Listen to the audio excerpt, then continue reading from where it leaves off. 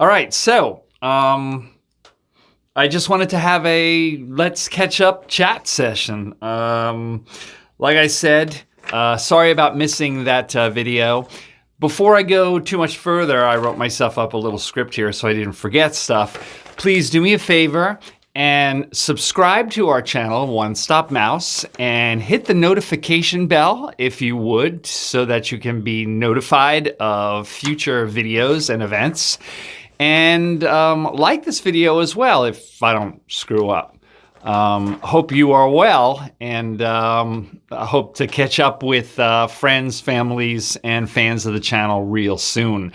Lots of stuff going on at Walt Disney World right now.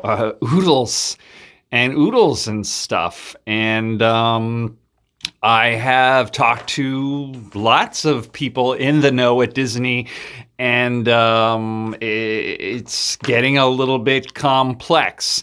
So let's pick away at some of the fun stuff and some of the complex stuff as well. Let's see. Recently I went as a +1 guest.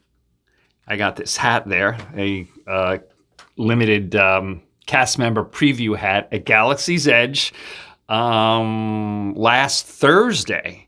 And as a Star Wars fan since the opening day of that first Star Wars film, where I was seated alone at like 11 o'clock in the morning in May of 1977, the only person in the theater in one of only 35 theaters that first film opened up in, and that's when I became an immediate fan, when that Star Destroyer went overhead.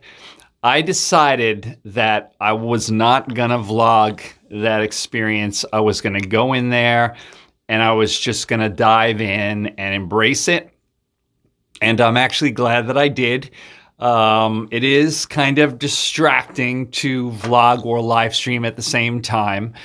So I did not do that. But I have a really good idea that I'm working on that's a lot of editing to do that will be coming out soon. It's the video that I wanted to have out last night that will definitely be out by next Monday. Most probably it'll be out in another day or two, and then there'll be another video out Monday as well.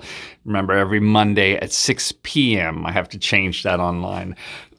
Excuse me. But anyway, I was not disappointed by Galaxy's Edge at all. It was amazing, to say the least. Contrary to what a lot of people have been saying online, there's a lot of Disney and Star Wars bashers out there that are saying all kinds of things. You know, they only have one ride right now. That's Smuggler's Run, and the environment and the shops. But the amount of detail that they've put into Galaxy's Edge, you know, if you were blown away by Pandora and Avatar, wait till you see this. It's unbelievable. It's so immersive, and there's so much attention to detail that when, you know, I was just caught up in it and breathless. And oh man, when you go into the Millennium Falcon, you're sitting there at the chessboard, you go into the cockpit. You know, a lot of people will talk, you'll see online, they'll be like, oh, you have to be the pilot, you have to steer the ship, you have to, well, there is that. But if you're a super fan like me, I was lucky, actually. I didn't know, I just was waiting online, and bam, there I am, and I'm in one of the pilot positions, and that was great. But then the next time that I was in there, I was the gunner. There's 2 pilots, and then 2 gunners, and 2 engineers. There's 6 each set that goes in. When I was the gunner, the 2 further back, you actually have more of a sense of the cockpit as a whole, not just the windshield, but the lights and toggles and everything else. And that's pretty cool too. And actually, I think I actually liked that more. Should be interesting to see how I feel when I go tomorrow. I'm going to be going back tomorrow for an annual pass holders preview. And that should be pretty cool. I think I'm going at 11 in the morning. If anybody's there tomorrow at around noon on Wednesday, the 21st of August, please say hi. And like I was saying, as you're leaving Galaxy's Edge and going back through the tunnel back into Hollywood Studio, I can't say this enough. I heard other people say it, but as you're leaving, as you're walking in and you're like halfway through the tunnel going back into the back of Hollywood Studios, and that Hollywood Studios music, that old style jazz starts playing again, it's for a second, it's kind of startling because you've been in this land of Batuu, Black Spire Outpost, this Galaxy's Edge thing, and you've been hypnotized by the experience, and all of a sudden you're like, oh yeah, I'm at Hollywood Studios. It's amazing. It's very interesting.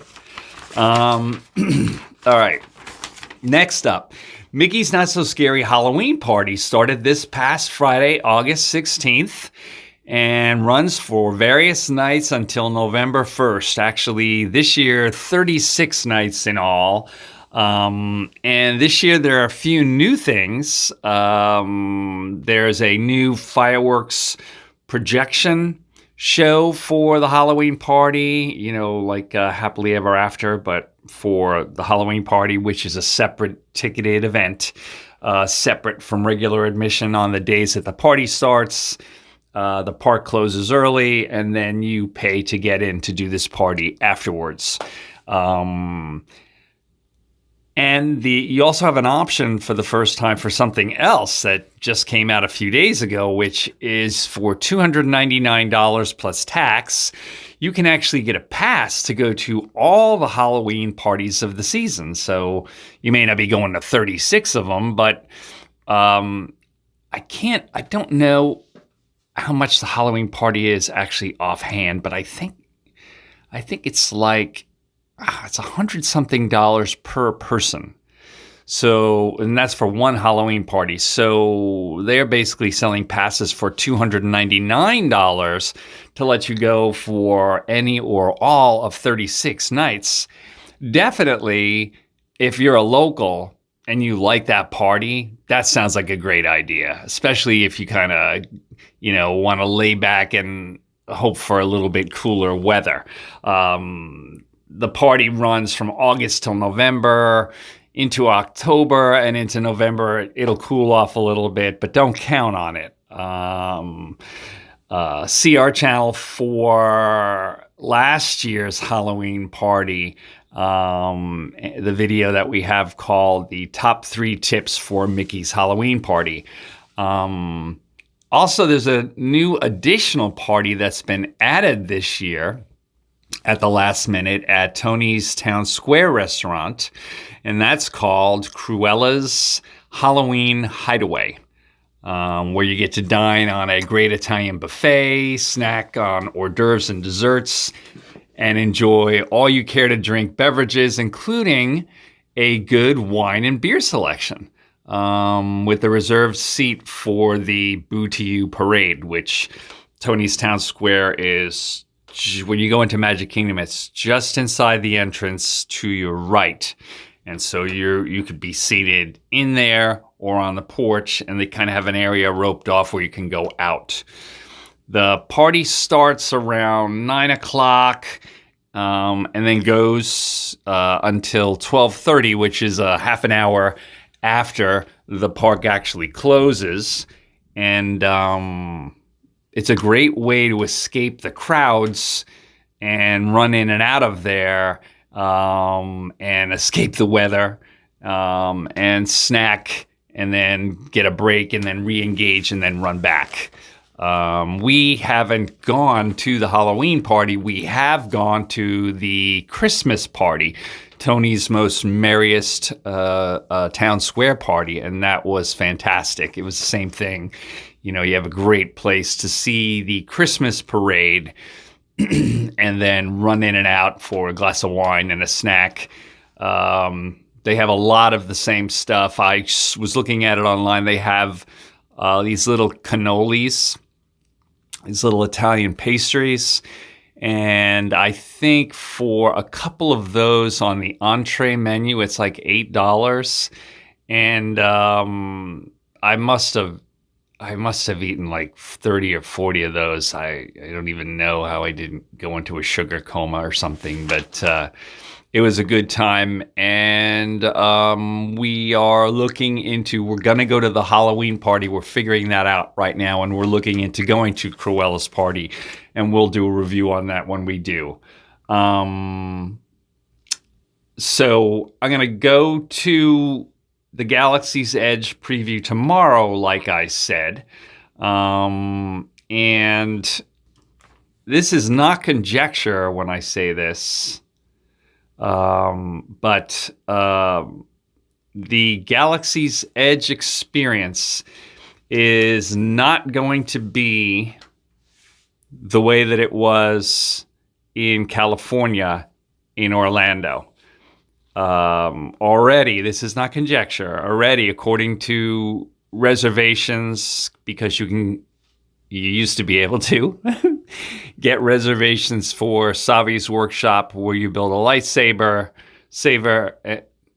and for Oga's Cantina. So many people have been calling and booking up and jammed up the reservations that they literally shut down the Walt Disney World phone reservation system. And there are a lot of other definite indications that the easy, relaxed, low attention thing that was going on over at Galaxy's Edge in California is not going to be what happens here. So please be aware of that. It will be crazy and packed. So arrive early and prioritize what you do. And I'm going to go into that in more detail in the video coming up in a few days. So take a look at that. We will be online for the grand opening at 12 midnight and live streaming the craziness. You don't need a reservation for Galaxy's Edge in Orlando the way that you did in California. And there is no time limit either. That's from August 29th onward, once the previews stop. Right now, when I go tomorrow, that's a preview. It's technically not open to the general public yet, just to the top 3 tiers of pass holders. So when I go tomorrow, there is a 4-hour time limit in which I go in, and then I got to get out of there in 4 hours. But if you go from August 29th onward, you can be in there as long as you want. And it opens, opening day, for the general public, not a preview. So all these videos you're seeing right now with people shooting at Orlando, those are people who either know a cast member and got in previously, or right now are a Premier, Platinum Plus, or Platinum annual pass holder, those top 3 most expensive ones. All those videos you see are just people who have the expensive passes or know people who were cast members. It still isn't technically open, Galaxy's Edge Orlando, and it will not be until 6 a.m. on August 29th. And then for the first 3 days that it's open, August 29th, August 30th, and August 31st, it will open at 6 a.m. After that, it opens at 9 a.m. when the park opens. The only way that you can get around that is with what they're calling extra magic hours, which is if you want to get in at 6 a.m. after those first few days, if you are staying in a Walt Disney World resort, you can get these extra magic hours and get in at 6 a.m. instead of everyone who isn't at a resort at 9 a.m. So you get a 3-hour head start. And I think that that's a really, really good idea. If you would like a tip, if you are not a Disney pro, that does not mean that you have to stay at the Boardwalk or the Wilderness Lodge or the Polynesian. Not taking anything away from those. I've stated them many times. I love those experiences, but I cannot on every single trip afford those experiences. If you are not if it's not a big deal for you to rough it, go online and notice that at the Fort Wilderness campgrounds, you can pitch a tent for, I think it's like $60-something a night, instead of maybe $600 a night at a resort, and you still get those perks, i.e. you still get the same extra magic hours at Galaxy's Edge as you would in one of those other places. I'm sure a lot of people have caught on to that, and you might not be able to get in there, but once you hear this, if you haven't thought of that, you might check it out. Actually, if it's not too hot, I don't like doing that when it's really, really hot. It's a lot cheaper if you have a family to get a $60 a night tent pad and get those perks, and just go to Walmart right now and get a $60 tent, even if you only use it for that one Disney trip. So there are ways around that. Check out our Galaxy's Edge video that's coming out in a few days. It's called A Wookiee's Guide to Galaxy's Edge. There's only one ride now at Galaxy's Edge, and that is Millennium Falcon Smuggler's Run. I just mentioned that. The second, more spectacular one, supposedly, with all this new technology, is not opening until December 5th. The attraction itself opens on August 29th, in 9 days to the general public. So if you go now for opening day, anytime between now and December, you've only got that one ride, and then basically a lot of shops. This place that sells blue milk, like you saw in the very first movie, A New Hope, with Luke Skywalker at his homestead. And some very cool souvenirs, amazing souvenirs. You just have that one ride to ride. And so like when I rode the ride twice and then basically wandered around. But I live 30 minutes away from Disney. And I have an annual pass. So I definitely wanted to get in there. I definitely wanted to vlog about it. And then I'll go back a bunch of times later when there's a second ride, The Rise of the Resistance, that opens December 5th. But say you are in Minnesota right now, and say you are not an annual pass holder, and say you do not have relatives who work for an airline, so you don't get inexpensive flights. So like most people who come for a once-of-a-lifetime sort of Disney trip, it's darn expensive, as you might be figuring out right now. If that's you, you may want to wait, if you can, until December 5th and onwards. That way you get more bang for your buck, and when you go to Galaxy's Edge, you actually get those two rides. Just a suggestion. Let's see. What else? August 29th, 9 days from now, is the opening day. This is going to be a crazy day. It's going to be the opening day for not just Galaxy's Edge, but also the 2019 Epcot Food and Wine Festival. If you've been to the Food and Wine Festival, you know how great that is. And this time it's going to be greater than ever.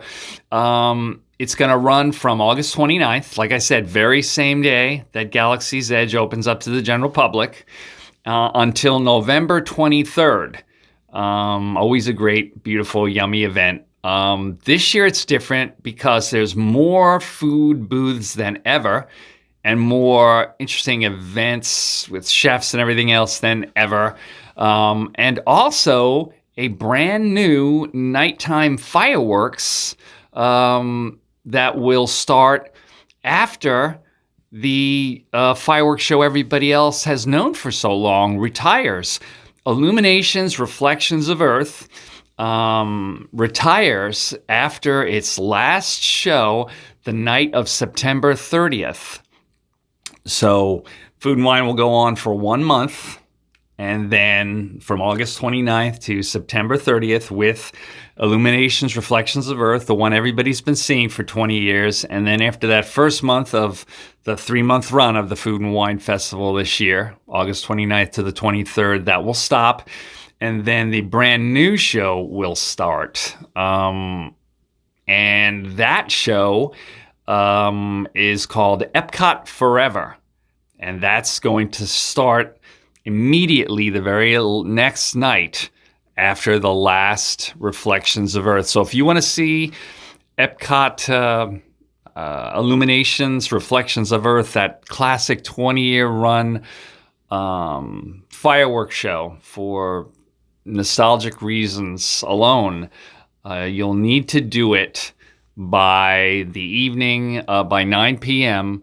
on September 30th, because that will be the very next one. Then the very next night, Epcot Forever is going to start, which is the new show. So, also, a little bit of a tip. Take a look at Hollywood Studios and the Fast Passes. There's a new thing that just happened, and people kind of get surprised by it. There's a new tier system for Fast Pass attractions at Hollywood Studios. It affects the Fast Pass system so that you can ride one of the so-called top tier rides in one day, and that's alone. And you can get online and you can look at those. And like Rock and Roller Coaster, Tower of Terror, and Slinky Dog are all on that list of top tier attractions at Disney World. So you could not get fast passes for all three of those because they're not going to be available. If I got one for Slinky Dog, it would not allow me, the system, to actually get a fast pass for Tower of Terror and Rock and Roller Coaster on that same day in that 24-hour period. I'd have to go to Star Tours or something like that. And that's how they are going to navigate the craziness that's about to ensue at Hollywood Studios. So take a look at that and try to understand that. Also, Tower of Terror is a real tough ride to go on right now. And I don't know what the schedule is for the refurbishments that they're doing, but I will tell you, currently, right now, it's the 20th of August. If you went right now to Hollywood Studios, all of the wait times have commonly been 2 hours, 120 minutes standby. At Tower of Terror, which, you know, that's crazy. They have long lines, but not like that. That's sort of like an Avatar style wait. And that's also one of those top tier rides too. So if you wanted to go on Tower of Terror, you wouldn't be able to go on any of those other top tier rides. The Fast Pass line also has been slowed up because of refurbishments. Basically what's going on is half of Tower of Terror works. So, you know, those two lines, well, now there's one of those elevators that's working. So it also slows down the Fast Pass situation as well. If it were me and that refurbishment thing was still going on and I really loved those other attractions, I would have to plan around that and see what I wanted to do and what the other wait times were. But I mean, if you love Tower of Terror more than any of the other attractions at Disney outside of Galaxy's Edge, then yeah, get that Fast Pass for Tower of Terror, because that's going to be the long lines. But I don't really know what to say about that. But that, you know, information is power, right? So I just threw it out there. If you are disabled in any way and you're interested in the DAS passes, please check out our DAS pass video that we have on the channel. And last but not least, this is hard to believe, but it's true. Walt Disney World temperatures can still reach up to 100 degrees through October some years.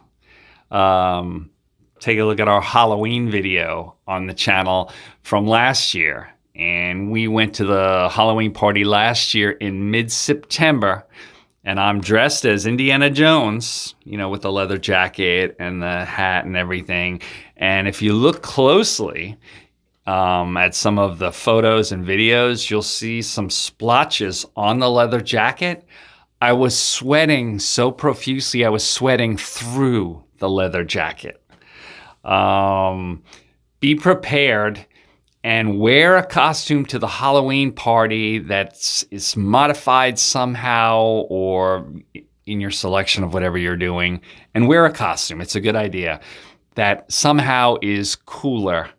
Jedi robes, are hot. Indiana Jones's jacket are hot. September 15th or whatever it was, and it's like 101 degrees and a high humidity. That was too much. But I had worked on that costume. I was like cosplay. I worked on that costume so long and so hard with all these original sort of items that I refused to take it off. I looked forward to doing it so much. So I ended up hopping from one air-conditioned shop or ride to another just to survive it. And I could have had more fun. But look for the Indiana Jones challenge video coming up pretty soon. I'm not sure when I'm going to the Halloween party. I am going to wear that Indiana Jones costume again. I'm going to have to schedule it ahead of time, so I'm not going to know how the weather is, but I'll be ready for it somehow. I don't know why I'm so stubborn. But so for the Halloween party and costumes, let me suggest, number one, follow the rules, i.e., you can't have anything that looks like a weapon. So I spent a bunch of money to have a great looking bullwhip hanging on my side, but guess what? I couldn't take it into the park. It was sitting in an office with a tag on it, and for me to claim it at the end of the party. Make it a cool, so you have fun, and cool costume, so you survive it. And also have a B plan. There's ways to do that too. You don't have to be all over the top like cosplay type costumes. You could have a B plan where you could do an easy costume that you could put in a locker when you go into the Magic Kingdom. And if you just can't take the Indiana Jones thing, you just go and change it out. Those are my suggestions for wearing a costume at Mickey's Halloween party. So that about wraps it up. Enough said. Thank you very much for tuning in. I'm sorry that I missed this yesterday's video. First I said, we're moving it from 9 a.m. to 6 p.m. And then I didn't even make 6 p.m. because of life events. And now, once I wrap up this live stream in a minute, I'm going to go over right there to the computer and finish editing up as quick as I can. Hope you guys are doing well. Hope I catch up with you. If you've got any comments or questions, or you have your own suggestions for the things that I just babbled about, please leave a comment below. And as before, we're still only like 141 subscribers. So please do me a favor and subscribe to us. And I will make these videos interesting. I tell you that. I don't want to just do the same videos that everybody else is doing. You see a lot of stuff where you could look at one of like 25 videos about the same thing, and they're all a little bit different with different personalities of points of view. But I really am trying to do something different. A reason to be and a reason for you to tune in, like DAS passes, diabetes at Disney, just another point, defending Galaxy's Edge, stuff like that. Tune in here to see the different perspective. Subscribe to us, hit the notification bell to be informed of future strange videos from moi. And like these videos if you do like them. And I hope I didn't babble on too long. It was nice seeing you this morning on a beautiful Tuesday afternoon here in Orlando, Florida. And if you were in the parks and you ever see me out there with my Indiana Jones hat on, actually, I usually wear that Indiana Jones fedora when I'm here in the little studio at home when I'm shooting, but that darn thing is too hot to wear in the park. So if you look at some of the videos and you see me on location, usually I'm not wearing one of these either. Usually I'm wearing sort of a lighter tan equivalent to that, which is sort of like a Florida sun hat with like mesh in the top. Looks like I'm living in Key West or something. That's the reality of it. You can wear Indiana Jones when you're in air conditioning, but except for Halloween, of course. And then you can laugh at me as I struggle along. Harrison Ford, really? How did he even survive shooting those movies? And Jack Sparrow with his... I actually bought that pirate hat with the dreads coming out from underneath it and the beads at the Pirates of the Caribbean shop. That's why Jack Sparrow stumbles about and he acts all weird. I'm not sure if it's really the rum. He's stumbling around because he's got heat stroke under that hat. All right, guys, take care. Peace out, and I will talk to you soon. Thank you for tuning in, and have a nice afternoon. Bye-bye. See you real soon.